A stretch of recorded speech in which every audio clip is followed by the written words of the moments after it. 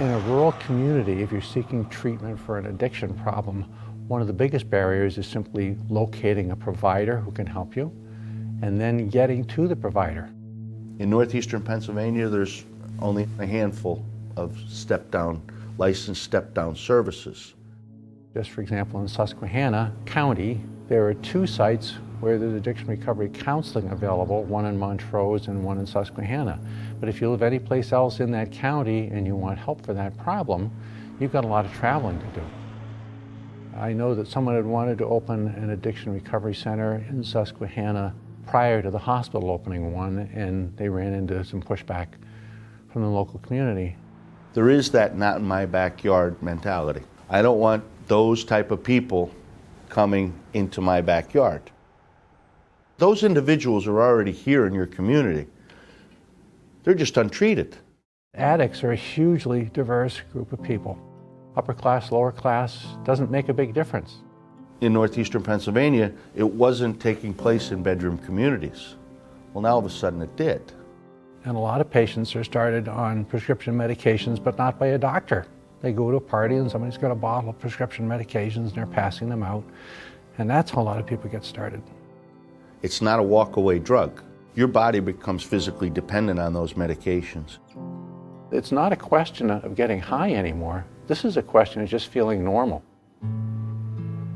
Up at Kasson Hospital, we've partnered with the local drug and alcohol counseling program, which is called Trehab. This guy comes into the emergency room, he's had an overdose.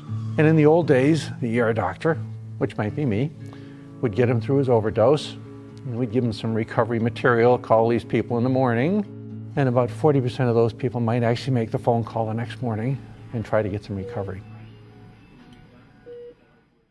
A warm handoff is a relatively new term. That same person comes in, and as soon as they're identified as someone who has an addiction issue, they pick up the phone and call the certified recovery specialist. And those people show up, start the counseling immediately.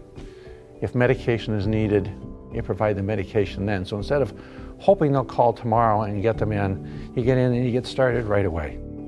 You get about an 80% response rate instead of a 40% response rate. Even when you have treatment services available across the street, the engagement level has a lot to do with the individual's willingness to want to get help. If you're thinking about pursuing recovery and you haven't made that step yet, call one of the counseling programs. Get in, get evaluated.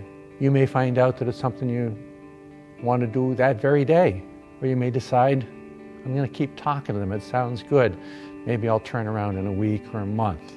If you don't pick up the phone and call a counselor, get in and see a counselor, then the next time you get in to see someone is going to be when you overdose, when you go to jail, when your family says you can't come home anymore. You don't realize how great it is when you're able to be the person you're supposed to be. If you have enough motivation to even call a counselor, they can usually help you out.